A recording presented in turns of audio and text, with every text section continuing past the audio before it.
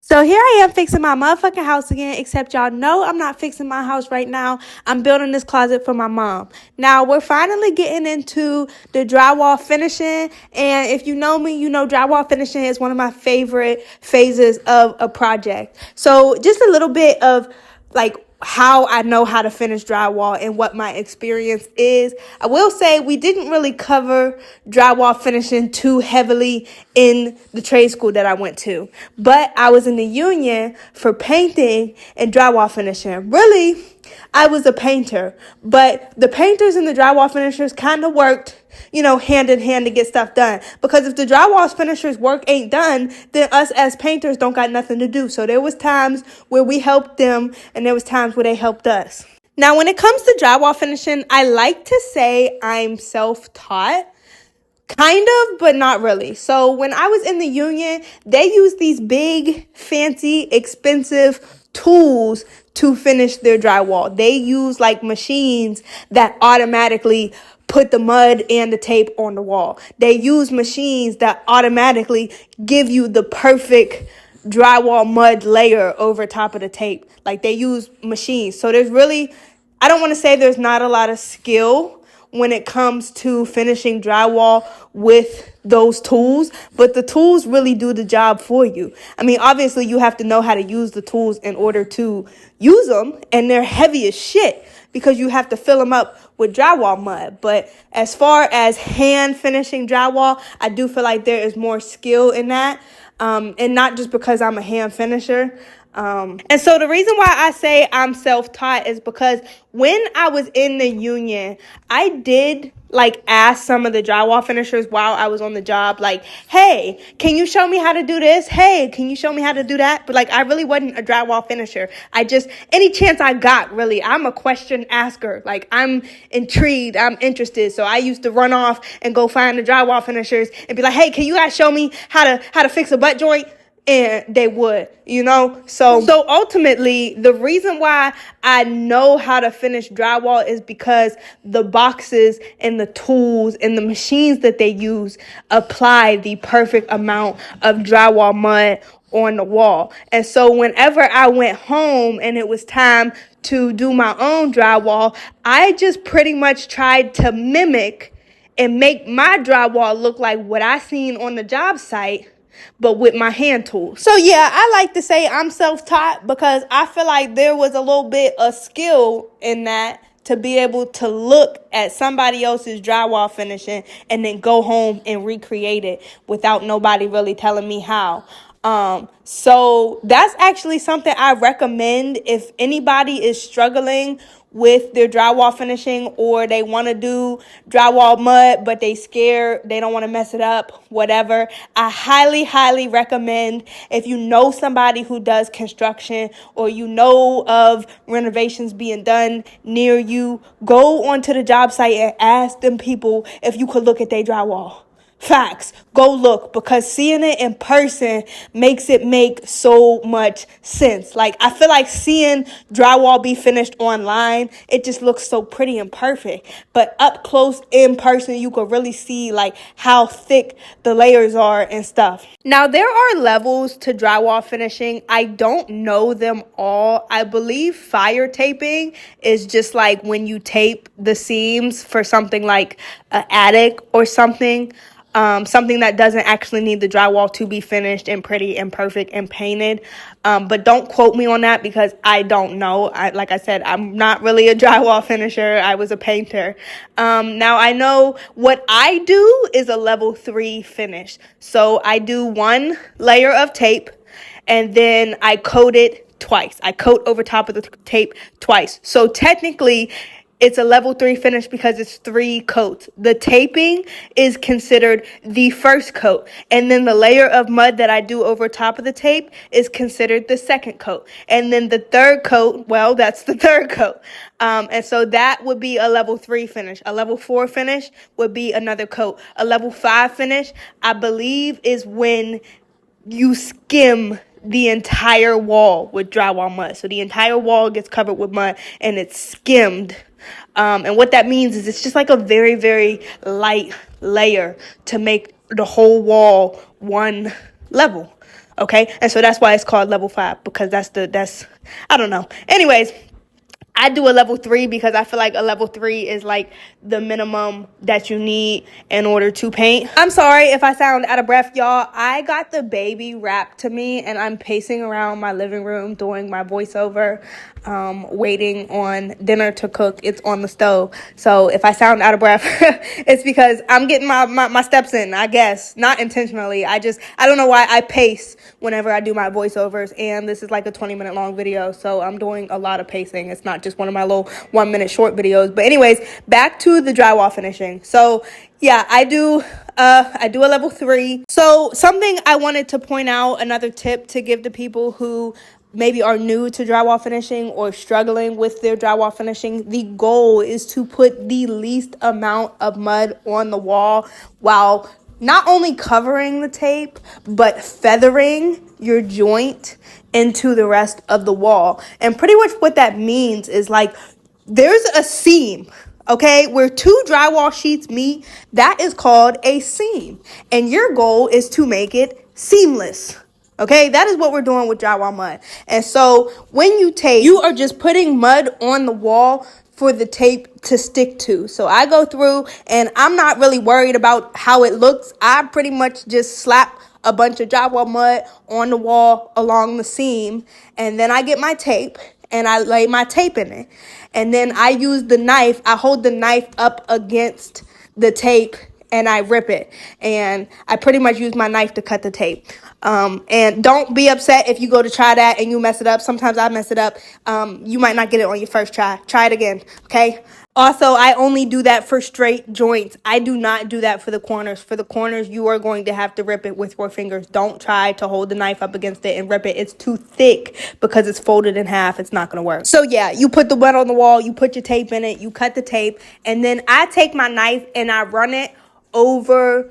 So there's 2 ways you can do it for real. You could take your knife and you could just lightly run it over the tape to make sure that the tape is embedded in the drywall mud. Because if you press down too hard or like you work it too aggressively, you will bubble your tape. You will slide the tape. You will move the tape, and you don't want to do that. So you could either press lightly along the middle of the tape and like just get it to really embed itself, and then go over the edges, or you can just do the edges. You do the left side, then you do the right side, and you just make sure you do a good job so you don't actually, like me, I do the second one. And so I'm making sure the tape is embedded in the mud while removing the excess mud. Like I'm pretty much doing the first way that I explained how to do it. I pretty much do both at the same time, and that's why a lot of times I don't have to make sure the tape is embedded, because I'm doing that as I'm wiping the sides, if that makes sense. Now, I taped this entire closet in one day because honestly, it was a rush job. We were worried about mom going into labor and the closet not being done. So, but normally I would not do all of my taping at once like this. I would do all of my horizontal seams first, not including the corners, just the regular horizontal seams. And then I would do all of my vertical seams, depending. I want to say, yes, you can include the corners. So all of your vertical seams, including the corners, so the ones going from the floor to the ceiling. And then when I come back after that's dry, I would do the tape around the ceiling. And the reason being is because, do you see how, look at my horizontal seam on the right side of the wall.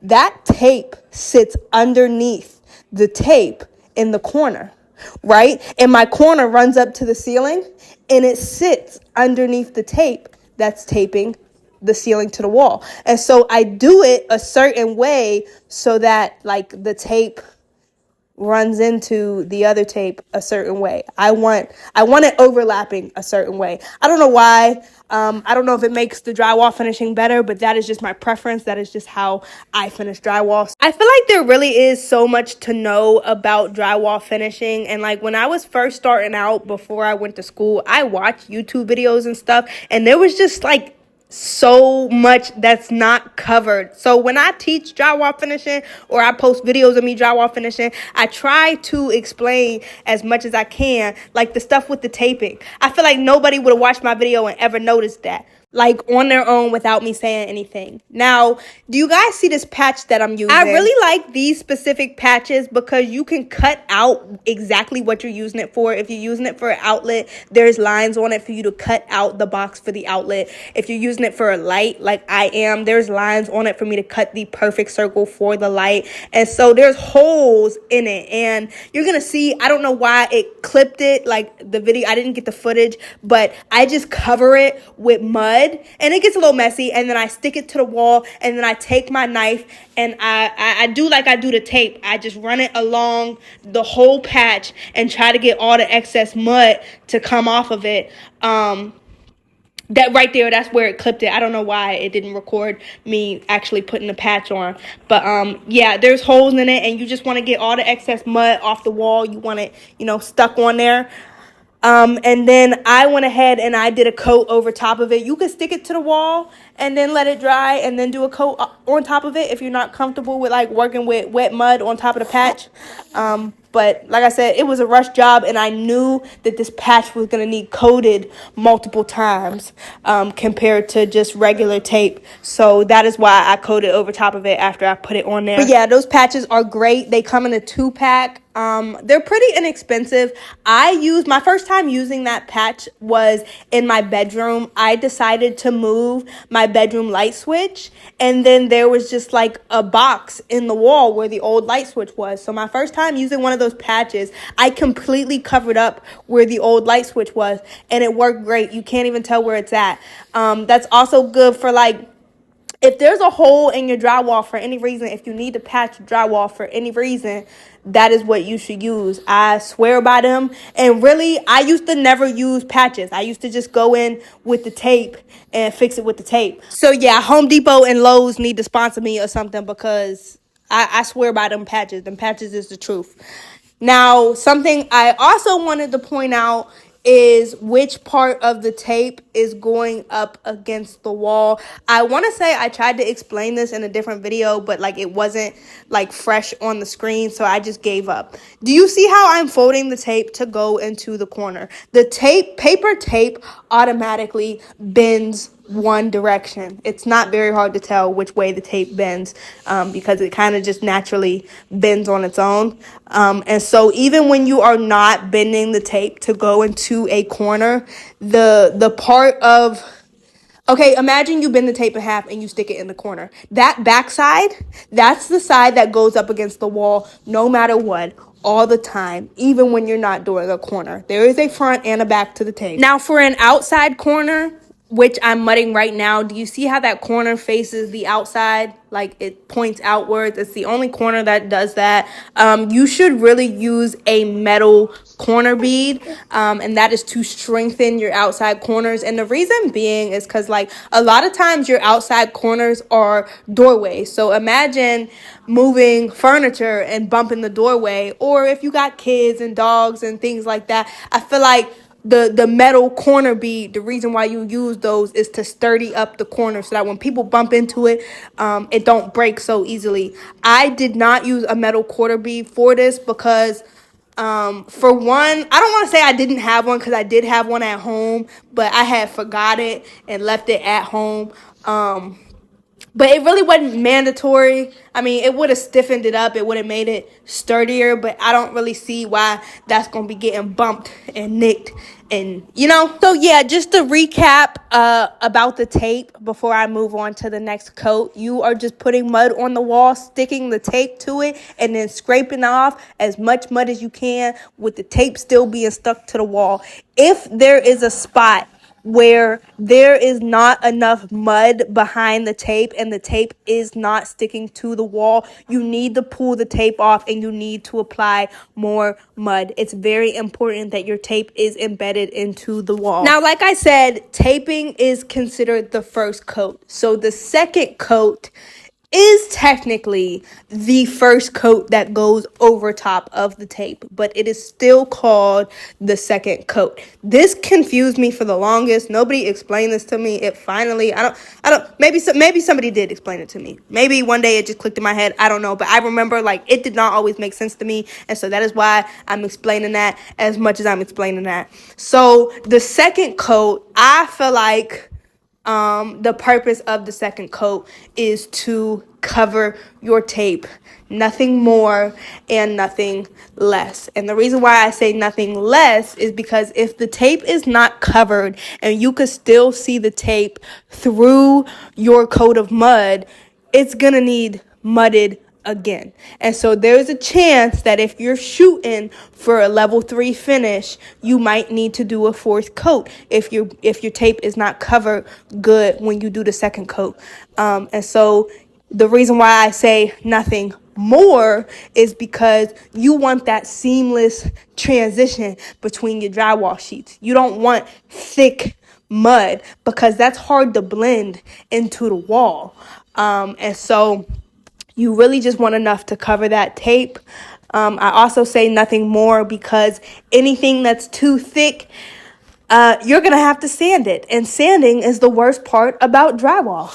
Now, when I second coat my corners, I do one side of the corner at a time, and then I wait for that to dry and be all the way dry before I do the other side of the corner. And the reason why I emphasized all the way dry is because sometimes, like right in the corner, the rest of the wall looks dry, but like right up in the corner, it's still a little discolored. Okay, when it dries white. When it's wet, it's got like this grayish tint to it. And so if you look into the corners and you see like a little bit of a grayish tint, but the rest of the mud is white, do not mud the other side of that corner. It needs to be all the way dry and it needs to be all the way white, because what happens is when you come back down that corner on the opposite side, but the first side is not dry,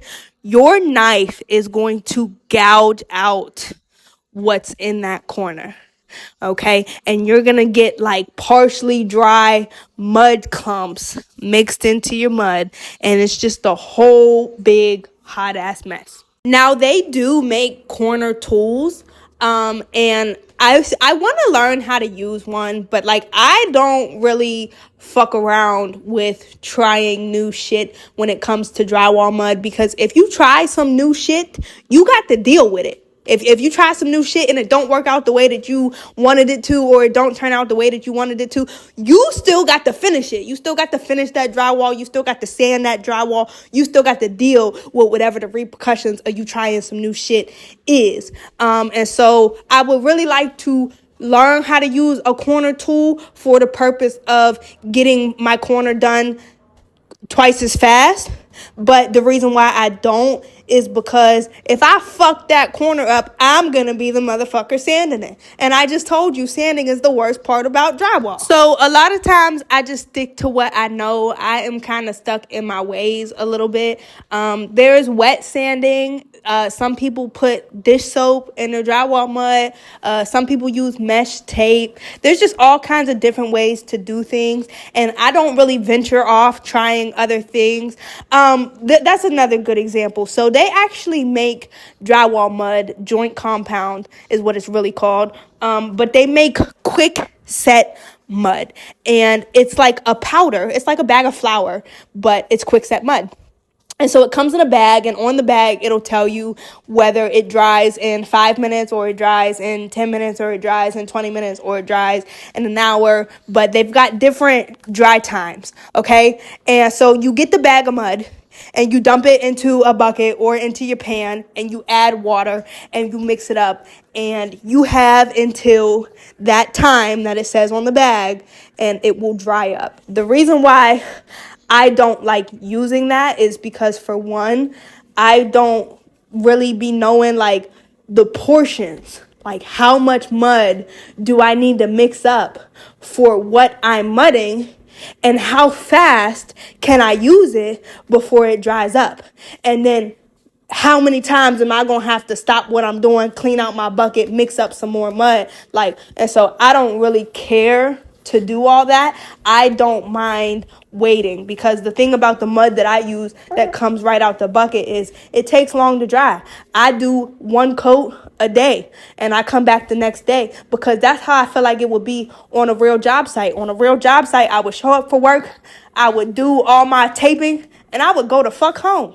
And when I come back the next day, I'm going to do the next coat. And when I'm done with the next coat, I'm going to go the fuck home. And so the dry time for me, that's fine. Because that's kind of how I gauge my work anyways. That's how I pace myself and don't overwork myself. And so, yeah. Another reason why I don't like the quickset mud is because it sands differently than the mud in the bucket. It's kind of like spongy, if that makes sense. Like it cakes up the sanding sponge differently than the mud out the bucket does. That's something I noticed my very first time, my couple first times using quickset mud, is the way that it sands. I don't like it. I don't like the way that the dust feels on my fingers. I don't care for it. And so I wish I could get past those things, because like the idea of like it dries quick is like great, but just the other things about it that I don't like, that's what stops me from using it. Also, the dust that comes into the air. I know y'all probably noticed sometimes I do drywall mud and I got my baby with me. I would never, ever, ever sand drywall and have my baby with me, because the dust particles are like flying all over the place, and that's not good for her to inhale. And so that's another reason why I don't use the powder in a bag, because having to mix it up just throws fucking powder off through the air. And yeah. Well, all right, y'all. I covered as much as I could in the time that I had with the footage that I had. There was some other things that I wanted to point out, but with drywall finishing, there are some things that I have to intentionally record to show y'all, because there's things with drywall finishing that you won't know unless it's shown and talked about. One of the things being the pressure that I'm putting on my knife, or my finger placement on my knife. And so I will have to show y'all that in a different video. But thank you all for your love and your support. My mom's baby registry will be linked in my bio, not on YouTube. I don't know how to link stuff in my bio on YouTube. But my name is Mimi Cleckley. Like in real life, people call me Mimi. And my last name is Cleckley. And so if you looking for me on Instagram, TikTok, Facebook, YouTube, wherever the fuck you looking for me at, my name is literally Mimi Cleckley. Like people be like, what's your name on YouTube? The same shit that it is on Facebook. They be like, what's your name on TikTok? The same shit that it is on Instagram. Why? I'm sorry. I don't mean to get smart or nothing, but like, why would I have different names?